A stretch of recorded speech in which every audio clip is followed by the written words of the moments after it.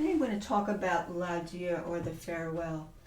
It's a beautiful lyrically spun piece, has a lot of triplets, which introduces use of a supple wrist, rotations, broken chords that are triplets, stepwise triplets, many triplets. You could say the common denominator after you do the introduction, that is a streams of triplets. And when you start, you have this intro which has a little fragmented phrases, little bits of phrases that start with an appoggiatura. That's an upper neighbor resolving down a step. And usually what you do with an appoggiatura is you harmonize the upper neighbor with what the resolution note will be. So you have a little passing dissonance. One set of those and then another set answering. And these are kind of small little ideas in the beginning that are part of the introduction. And then what he does, he spills into a longer passage that goes all the way up high and comes down like a scale. And then we get into the body of the piece, which is the streaming triplets, which you'll hear. So at the very beginning, first I would not use my pedal, and I might separate my hands in terms of phrasing. Always keep a supple wrist and a floating, relaxed arm. So the energy goes right down, uninterrupted, through your supple wrist and relaxed hand. The hand position basically is not like this, but it's just like a hanging hand off your relaxed arms. One continuous network, really, of energy. So I would first practice my right hand a little behind tempo, and I would lean on the upper neighbor and resolve down. You'll hear where the upper neighbor is in E, and then in answer to that, the upper neighbor will be a D, and each of those notes steps down to their resolution note. Lean less. Answer it. Lean less. Now what he does in the left hand is he has a D minor harmony, which would be the 4 chord of A minor. This piece is in A minor. So he starts with a 4 chord in the beginning, and then he resolves in that answer, that response with the second appoggiatura, into the tonic A minor. So it's almost like 4 chord, 1 chord. 4 chord, you lean a little, and 1 chord, you resolve. So that's why harmony helps you phrase too. So first we're going to go to the 4 chord with the resolution of the first appoggiatura, and then the second appoggiatura we're going to breathe out and relax into the tonic A minor. And that's what I do. So everything doesn't sound the same, but it has relationships. And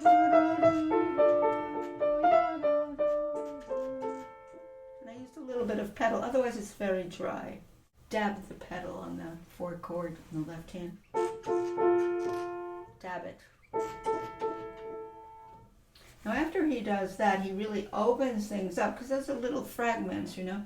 Then he opens up into a long scale, but he has a little springboard up to this high note, and he's going to do a harmonic minor scale in A minor, because he has a G sharp and then he has an F. So he's doing the harmonic form, which is where you have the raised 7th note.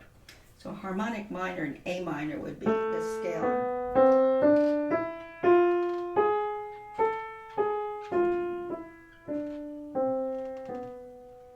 What he does is he does that little wind up to the top note, and the top note is going to be part of the dominant. The dominant of A minor is an E7 chord, and that's where he's going to the 7th. And then he's going to take that down, harmonic minor.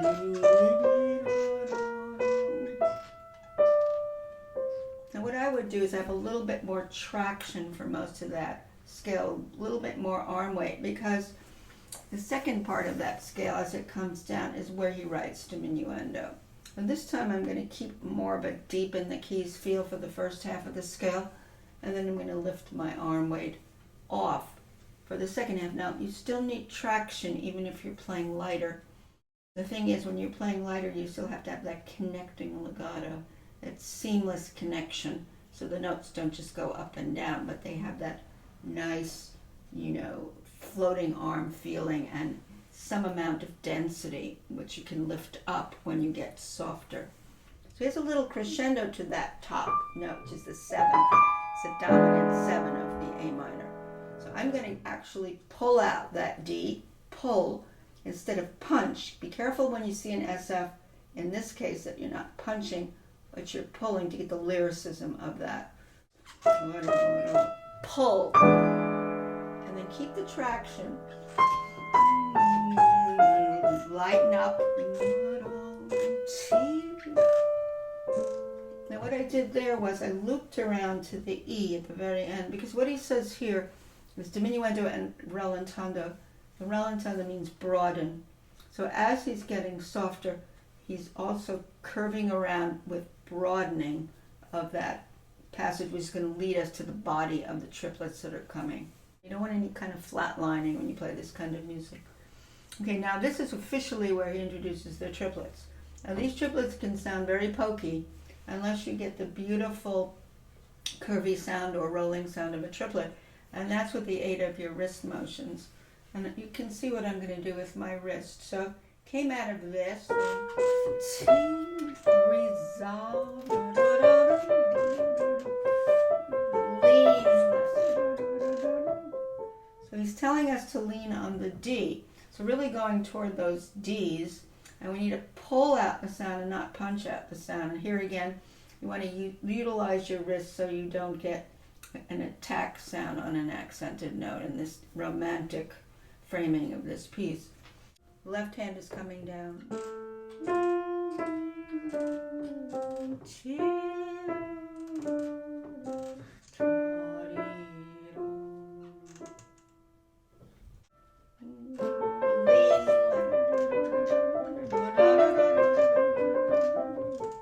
You can see I'm using my wrist. Pull.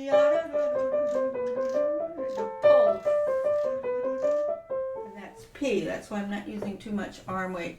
But when I do get to the D, it's coming out, extracting it out of the honey. I always tell my students, make believe that your finger is scooping out some honey from a particular note in a particular spot.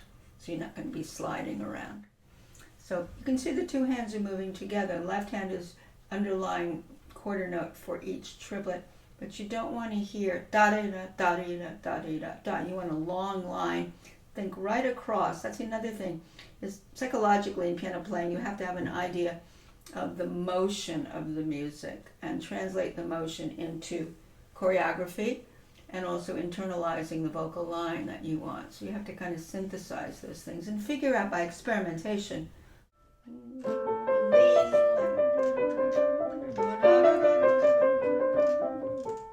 Now this next, so those are mostly steps. But now he's going to continue the triplets with broken chords. The best thing you can do with the correct fingering is block out the chords. That gives you the spatial relationship with the top voice carrying the melody of each triplet. So you have an E, you have an F, crescendo, upper voice, and then finally, because then he's going to do more steps. So those are the basic chords that will become broken. And I use a counterclockwise rotation when I get there. So if I come out of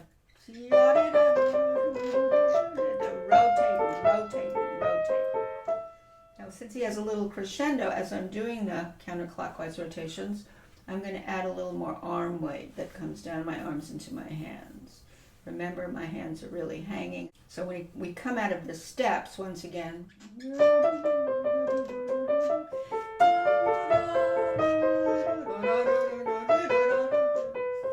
so then he spilled back into basically a broken fifth and then more steps. There's this crescendo, and then he wants you to decrescendo at the end of that. So there's lots going on from the introduction of the triplet line. And of course he repeats everything again.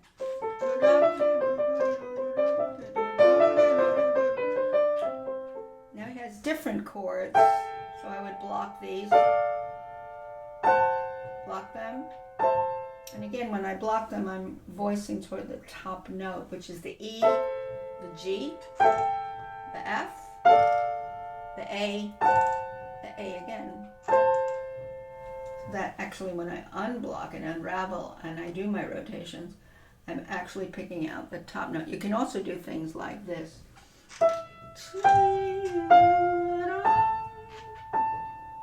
That you know what the top voice feels like apart from the broken chord, but you do want to get then the rotations which are counterclockwise. So if we come from the measure before, now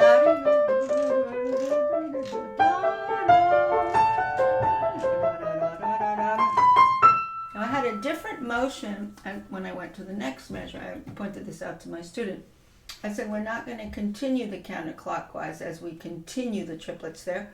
We're going to use a forward wrist roll, which really works. And that comes from my experimenting with it. That once I get to this peak, now I do forward, forward, forward. And of course now I'm going to add some arm weight because he wants a crescendo. So I'll do and then he stays with the forte. He went to a forte and he goes to there and he falls down. Experimenting with arm weight. Wrist forward. Of course the left hand should be tracked too.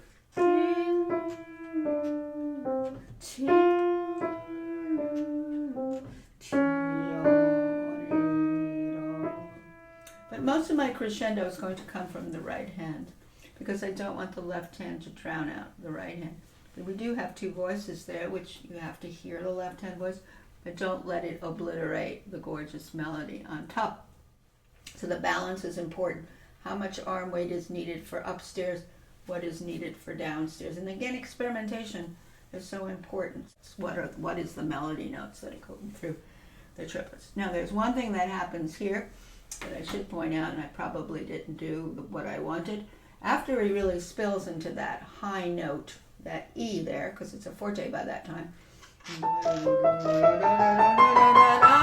I wouldn't come in here with the forte. I would dip this and I'd go to this note and then I'd fall down. Because that's what he actually wrote. He wrote sort of start less, open it up with a little swell, and then come back down. Because he's got some repeated notes sandwiched into this next idea. And this is going to be 4 chord to 1 chord, because the left hand's going to outline the 4 chord, and then he's going to connect to the 1 chord. Bum. This is 4 chord, it's a D minor chord, A minor, tonic. And at the same time, it's going to emphasize that 4 chord with a component of the D minor, which is going to be the F on top. And he's going to have some repeated notes here. Now I tell students to pet the cat when they do repeated notes. So in this case, since it's romantic lyrical, and I don't want to hear, too much accents and gasps, I tell them slowly to pet the cat when they have repeated substitute fingers, because that's what happens here. So he has this.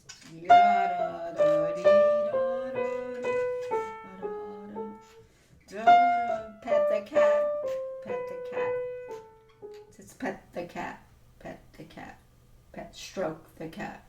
And that's what's happening. Of course, in addition to the pedal helping, so you don't get da da da da da da da da da da, but you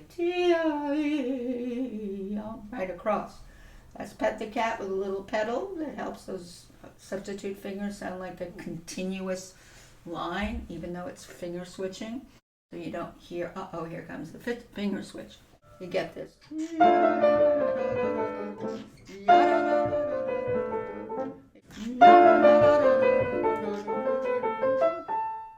Of course, he ends with,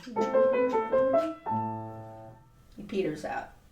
So already you can see that this is very challenging because you have these different choreographies. And pet the cat, counterclockwise rotations. In the beginning you have no triplets and you have to have little fragmented pieces of phrases answering each other, things like that. Of course, harmony plays a big role because I know 4 chords lean and 1 chords come back. It's like a plagal cadence, 4 chord to 1. Okay, now this next section reminds me of what Mozart would do because it's an Alberti bass. We've had the Alberti bass a little bit before when measure 13, but now we have a long strand of Alberti bass in the left hand and long line melody in the right. So what you might do first for the left hand, it's measure 17, is first block. Now when C major, by the way, is going into C major, relative major, 4 chord, a key change is important. 1 chord. I'm playing this rather softly. Dominant, remember in C major, this was the modulation. Back to tonic and dominant. Flip it. play those 4 chords and they're all the same, I don't want to hear bum, bum, bum, bum. I want to hear one chord going across, even though I'm playing 4. One dominant, like this, dominant. Okay, all I hear is going right across. Now I'm coming back to the tonic. And now I'm going to the 4 chord to lean a little bit, resolve, and then 1 chord, think 1 chord. Now here's a minor 4 chord. Minor 4 of C major would be an F minor chord. Think of one 4 chord, minor 4 chord, resolve it. Now he's going to come back to the primary dominant of A minor. So that's going to be an E major chord. So now we're back to what we did before as the body of this. So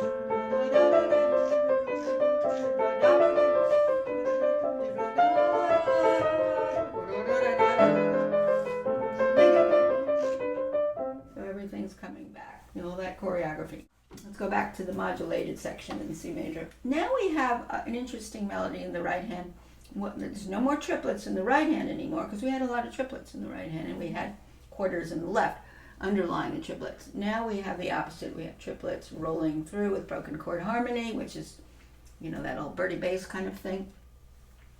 But the right hand has a long spun, beautiful lyrical line in quarter notes. And he starts very softly, and I'm going to do some block chords as I play the right hand. So I get the sense of the harmony under the melody. Starts very prettily, quietly.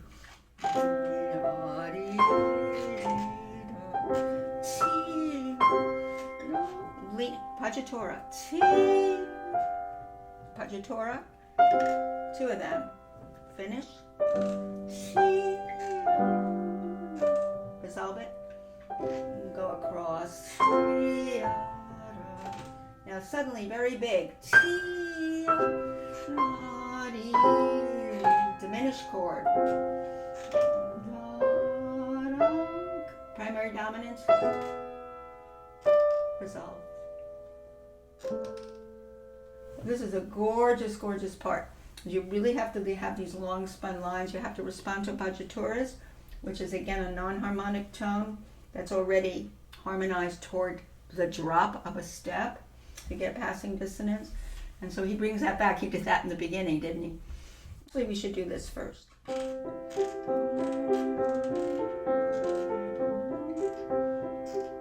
It's seamless.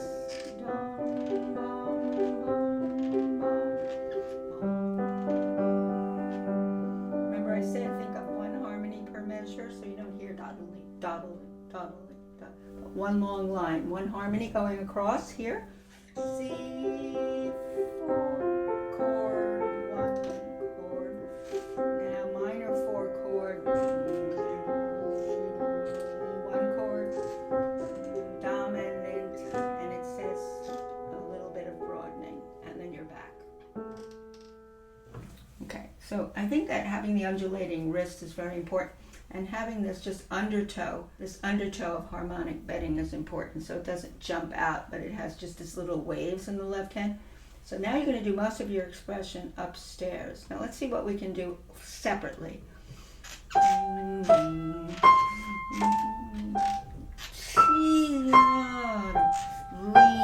less, lean less.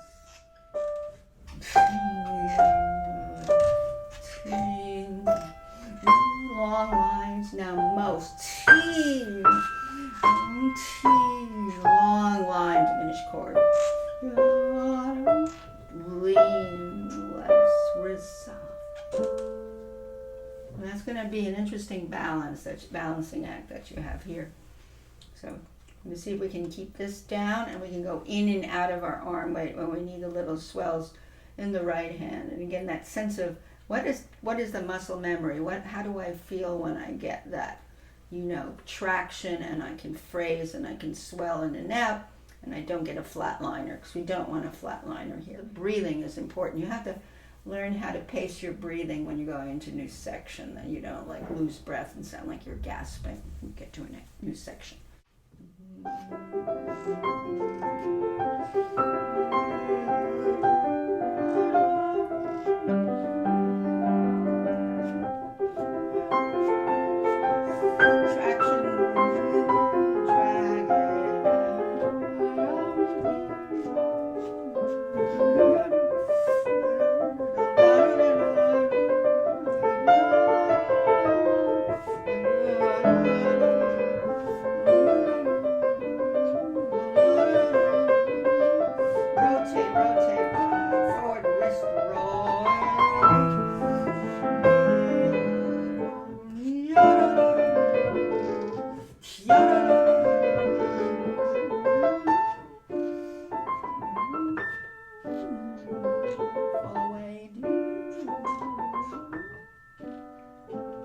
surprise.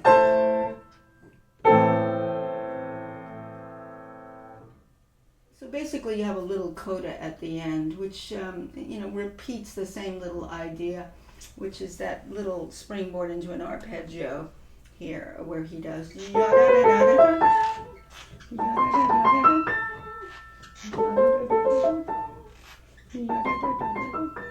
surprise ending. So, since you have so much redundancy there at the end, I would suggest you not do them like copy paste them all the same, that perhaps they're sort of vanishing away at the end.